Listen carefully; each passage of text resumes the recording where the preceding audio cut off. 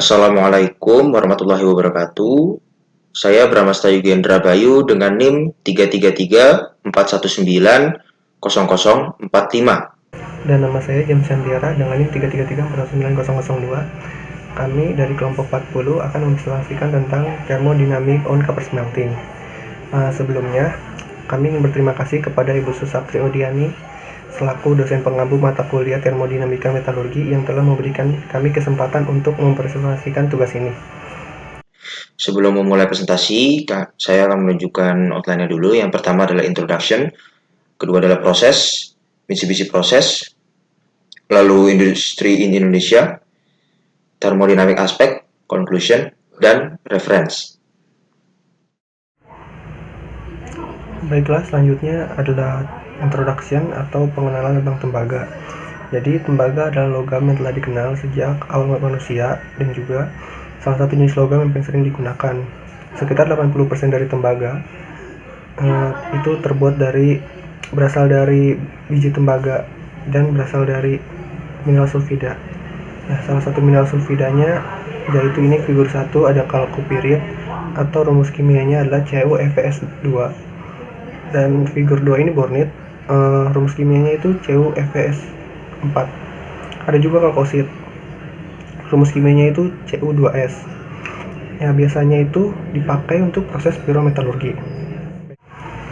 Baiklah, selanjutnya masuk ke proses. Jadi di awal proses ini dilakukan crushing dan grinding. Crushing ini bisa dilakukan dengan menggunakan jaw crusher atau crusher lainnya, sedangkan grinding ini bisa dilakukan dengan ball mill. Nah, tujuan dari crushing dan grinding ini untuk mengecilkan ukuran dari mineral tersebut agar bisa diizinkan untuk memasuki smelter. Kemudian setelah mineral dikecilkan ukurannya, dilakukan konsentrasi, yaitu dengan metode flotasi atau flotation ini. Tujuan dari metode flotasi ini untuk meningkatkan kadar Cu yang terkandung dalam mineral tersebut dengan cara memanfaatkan sifat hidrofilik dan hidrofobik antara mineral dan geng terhadap cairan flotasi. Baiklah, selanjutnya adalah partial roast atau roasting. Nah, roasting ini bertujuan untuk menghilangkan konsentrat. Konsentrat biasanya itu mengandung 10-56% air. Nah, biji tembaga yang tadi itu dipanaskan hingga temperatur 5900 derajat Celcius. Kemudian kita masuk ke method smelting. Nah, method smelting ini bertujuan untuk menghilangkan unsur selain Cu pada mineral tembaga tersebut dengan cara bisa dengan mengoksidasi atau dengan cara mereduksi dengan gas tanur untuk memproduksi fasa liquid sulfida. Yang fasa liquid sulfida ini kaya akan Cu atau mate. Nah, beberapa jenis smelter yang dapat digunakan itu ada Mitsubishi, Outokundo, Flash, dan lain-lain. Baiklah, selanjutnya adalah blowing in Bessemer converter atau converting. Ini biasanya dilakukan dengan cara mengalirkan udara yang kaya akan oksigen ke mate. Hal ini untuk menghilangkan Fe dan S dari mate untuk menghasilkan tembaga cair mentah. Proses converting ini biasanya dilakukan pada konverter silindrik Pearce-Smith. Selanjutnya adalah fire refining. Tembaga yang dihasilkan pada proses sebelumnya masih memiliki sedikit unsur lain, sehingga perlu dimurnikan kembali. Pada tahap fire refining ini akan dihasilkan Cu anoda dengan tingkat kemurnian 99,5%. Dan proses terakhir adalah electro refining. Tembaga dari proses fire refining sebelumnya dimurnikan dengan cara elektrokimia dan menghasilkan katoda, tembaga yang memiliki tingkat kemurnian yang sangat tinggi. Tembaga ini hanya memiliki impurity kurang dari 20 ppm. Dan hasil dari tahap electro refining ini adalah katoda dengan tingkat kemurnian 99,9%. Selanjutnya adalah Mitsubishi Process. Mitsubishi Process ini adalah salah satu proses smelting yang ada pada tembaga. Dalam Mitsubishi Process ini ada 3 furnace, yaitu yang pertama adalah flat smelting furnace, lalu yang kedua adalah cleaning slag furnace, dan yang ketiga adalah converting furnace. Dalam smelting furnace ini, di sini ada lens menjulang ke atas vertikal. Di sini dimasukkan dry concentrat. Dry concentrat ini memiliki komposisi kemurnian yaitu 30% Cu, 30% S, 25% Fe, dan 15% geng mineral. Lalu kemudian ada batu bara. Terus di sini ada flux. Flux yang dipakai adalah silikat. Lalu ada C-slag. C-slag ini adalah converting slag. Slag yang didapat dari converting furnace. Lalu di dalam lens ini juga dimasukkan udara yang kaya akan oksigen. Dalam smelting furnace ini menghasilkan tembaga matte yang memiliki kemurnian sebesar 68% dan slag berupa ferrosilikat. Ferrosilikat dan tembaga matte yang memiliki kemurnian sebesar 68% ini kemudian akan mengalir ke cleaning slag furnace. Pada cleaning slag furnace yang bertenaga 3600 kW dan elektroda sebanyak 3 atau 6, di dalamnya setelah slag dan matte ini masuk, slag ini akan mengapung ke atas dan matte-nya akan mengendap di bawah. Mengapa bisa terjadi seperti itu? Karena terjadi perbedaan berat jenis, yang berarti si tembaga ini lebih besar berat jenisnya ketimbang slag. Kemudian matte ini akan diteruskan mengalir secara kontinus ke converting furnace. Sementara slag yang memiliki kandungan sebesar 0,7% tembaga akan mengalir secara overflow dan kemudian disimpan dalam stockpile dan dijual ke pabrik semen. Baik, selanjutnya pada converting furnace. Di converting furnace ini dia juga memiliki lens vertikal sama seperti smelting furnace ini. Nah, setelah matte yang dari cleaning slag furnace ini masuk ke converting furnace, kemudian di lens ini juga dimasukkan limestone dan converting slag sebagai coolant-nya, pendingin. Lalu kemudian dimasukkan juga flux.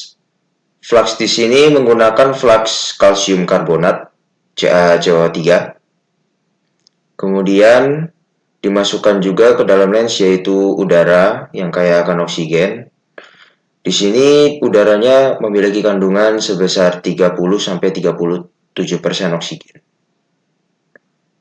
Lalu kemudian di dalam converting furnace ini juga dimasukkan anoda bekas dan scrap. Scrap itu apa? Scrap itu adalah recycle material yang tentunya karena ini adalah proses smelting tembaga, dia menggunakan scrap tembaga berbahan material tembaga. Nah, kemudian converting furnace ini menghasilkan blister copper yang memiliki kandungan tembaga sebesar 98,5%. Lalu kemudian diteruskan ke fire refining untuk menghasilkan anoda. Sedangkan untuk untuk converting slag diteruskan ke smelting furnace secara kontinu. Lalu kemudian off gas dia akan mengalir keluar, tapi sebelumnya dia diambil melalui pengambilan besar, boiler limbah panas, pengendap elektrostatistik, dan sistem pembersihan gas. Lalu kemudian diteruskan ke pabrik asam sulfat. Selanjutnya adalah industri in Indonesia. Sebagai contoh adalah PT Smelting. PT Smelting merupakan smelter pertama PT FI atau PT Freeport Indonesia yang dibangun pada tahun 1996 bersama dengan konsorsium Jepang dan dioperasikan oleh Mitsubishi. Terletak di Gresik, Jawa Timur.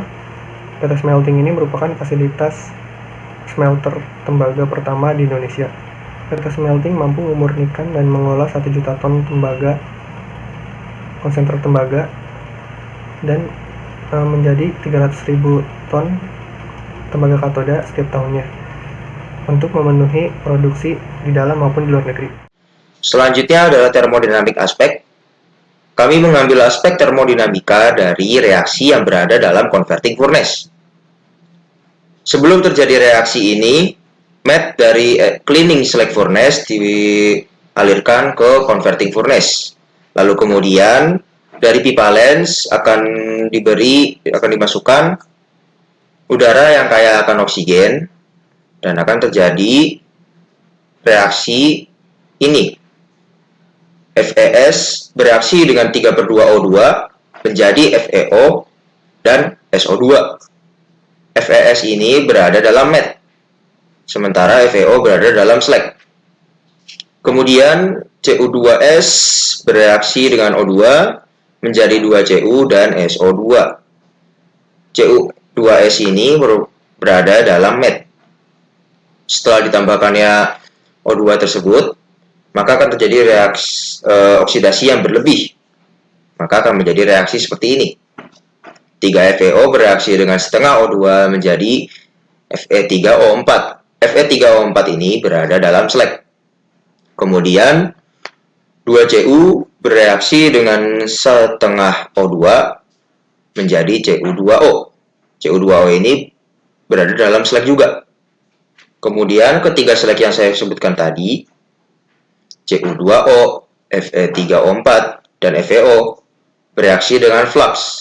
Flux di sini menggunakan kalsium karbonat yang dimasukkan melalui pipa lens. Kalsium karbonat ini akan bereaksi menjadi CaO dan CO2. Lalu kemudian CaO akan bereaksi dengan ketiga slag tadi menjadi molten slag. Molten slag ini memiliki komposisi yaitu CaO sebesar 15%, Cu 15%, Fe2 plus 15%, dan Fe3 plus 35%. Kemudian slag dan matte akan bereaksi menjadi reaksi seperti ini. 3Fe3O4 bereaksi dengan FeS menjadi 10 FeO dan SO2. 3Fe3O4 ini berada dalam slag, sementara FeS berada dalam matte. Lalu kemudian ada 2 Fe3O4 bereaksi dengan Cu2S menjadi 2Cu, 6 FeO, dan SO2. 2 Fe3O4 ini berada dalam slag, sementara Cu2S ini berada dalam matte. Lalu kemudian 2 Cu2O bereaksi dengan Cu2S menjadi 6Cu dan SO2. 2 Cu2O ini berada dalam slag dan Cu2S ini berada dalam matte. Kemudian aspek termonya bisa kita lihat tadi dari reaksi ketiga slag dengan flux. Ketiga slag itu tadi adalah Cu2O, Fe3O4, dan FeO direduksi oleh flux yaitu kalsium karbonat yang sudah menjadi CaO ya. Berada di sini di bawah. Pada diagram Ellingham maka terbukti bahwa ketiga slag ini direduksi oleh flux. Baik, kita sudah sampai kepada conclusion atau kesimpulan, yaitu yang pertama adalah mineral tembaga yang digunakan dalam proses pirometalurgi adalah mineral yang mengandung sulfur. Lalu yang kedua adalah ada beberapa proses yang harus dilalui sebelum masuk ke proses smelting hingga akhirnya menjadi Cu katoda. Yang ketiga adalah Mitsubishi Process adalah salah satu jenis smelting untuk tembaga. Keempat, Mitsubishi Process terletak di pabrik PT Smelting, Gresik, Indonesia. Yang kelima, aspek termodinamika Mitsubishi Process dapat ditemukan dalam converting furnace. Berikut adalah referensi yang kami ambil. Sekian dari kami. Mohon maaf bila ada kesalahan. Wassalamualaikum warahmatullahi wabarakatuh.